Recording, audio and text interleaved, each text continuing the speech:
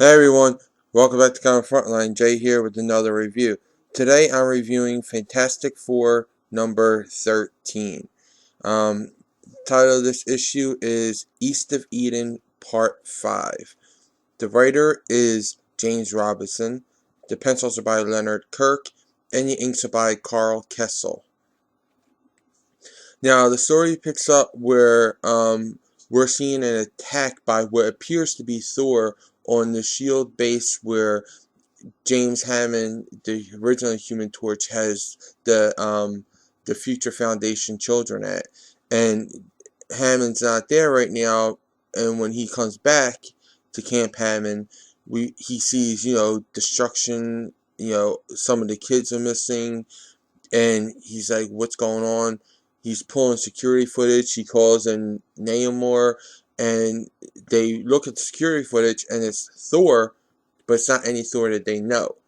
So it's not the original Thor, it's not Ragnarok Thor, it's not any like Beta Ray Bill or the female Thor, which they mention here. So it's just a Thor out there that did this, and they don't know who it is. But if you're a fan of Heroes Reborn, you know that is what Thor was. It's their Heroes Reborn Thor.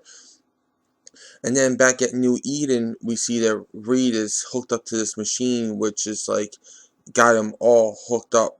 His body's being stretched out, and he's like clamped down in all different parts of his body.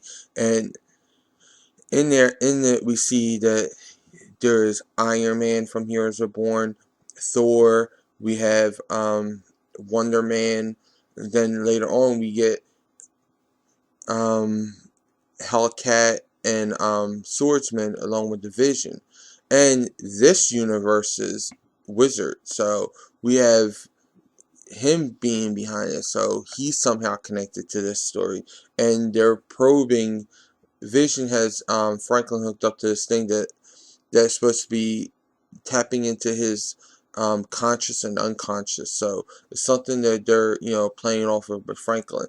Then it gets into the main story where Ben is going back to his plan to escape with Sandman. He tells him, we get the narration of him telling Sandman what's going to happen as we actually visually see what is the plan, which is he's calling in the FF from the previous run, which is we got She-Hulk, we got Ant-Man, and then that there are the distractions and stuff that gets him out.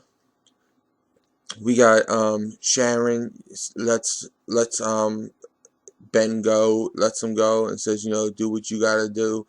And we see that the other temporary she thing is there, Johnny's ex-girlfriend, and who comes up, but the final member of the FF, Medusa, she comes in and she provides them to escape out.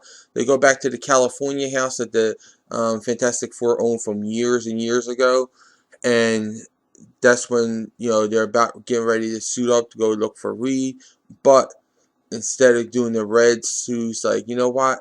I brought these just in case because I always thought we would go back to these one day. And she brings out the new blue suits, which is very reminiscent of what the old ones were. But instead of the circular, it's more of a square on the for the four. So I like it because circle is a round, it's a symbol, but the square has four sides and they're Fantastic Four. So I kind of like that. The story, I won't give a straight up 4.5 stars. I could have used a little bit more story to it, maybe a little bit more action in the sequences, but it was a really great story. The art, again, 4.5 stars. It was, really great art. Top notch art right there on Fantastic Four. And overall, it makes it a 4.5 star book. If you have not read Fantastic Four in a while, or you've been turned off by the recent reboots and all of the Fantastic Four, give the Fantastic Four a shot. Give this series a shot because this one is really, really well done. This is the first time I really enjoyed the Fantastic Four in a very long time. So, probably since the Heroes Reborn. And if you're a fan of the Heroes Reborn universe, they're popping up everywhere in this book. So once again, 4.5 stars overall, and a highly recommendation to pick it up. Well, those are my thoughts. Now I want to know what yours are in the comments below. Also, like this video, subscribe to Comic Frontline, check out and subscribe to my channel, The Comic Book Theater. Check out Comic Frontline, the site, for all the latest previews, reviews, news, and interviews. For even more news on all things related to comics, comicrelated.com is your source for all your comic book needs with daily updates. And don't forget to like and follow me and Comic Frontline on Facebook, Twitter, and Google+.